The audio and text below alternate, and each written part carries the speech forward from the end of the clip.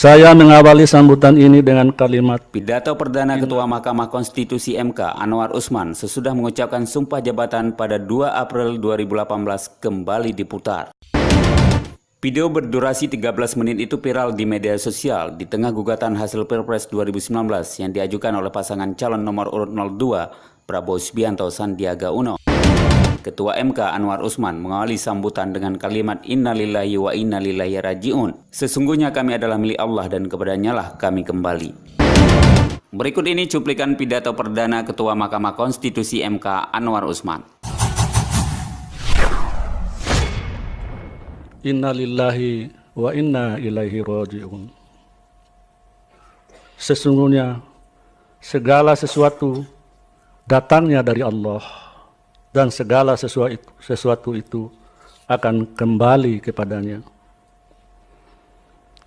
Saya mengawali sambutan ini dengan kalimat innalillahi, karena saya meyakini bahwa suatu jabatan pada hakikatnya merupakan ujian yang diberikan kepada hambanya.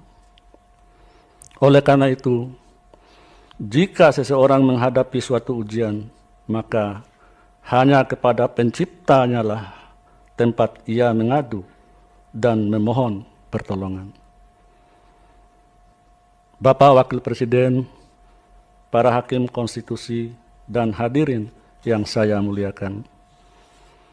Dalam perspektif agama, jabatan hakim didudukkan sebagai jabatan yang mulia, sehingga seorang hakim diibaratkan sebagai wakil Tuhan di muka bumi yang berhak untuk memutus perkara dan menentukan nasib seseorang atau suatu kaum.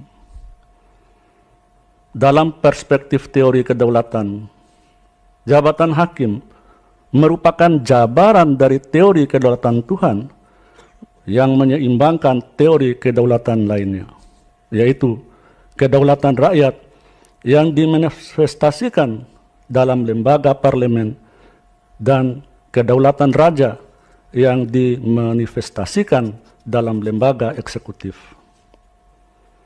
Dengan kewenangan yang dimilikinya, hakim bahkan dapat membatalkan apa yang telah menjadi keputusan lembaga parlemen atau lembaga eksekutif jika menurut pertimbangannya keputusan yang dikeluarkan oleh lembaga tersebut dianggap melawan hukum atau merugikan orang banyak.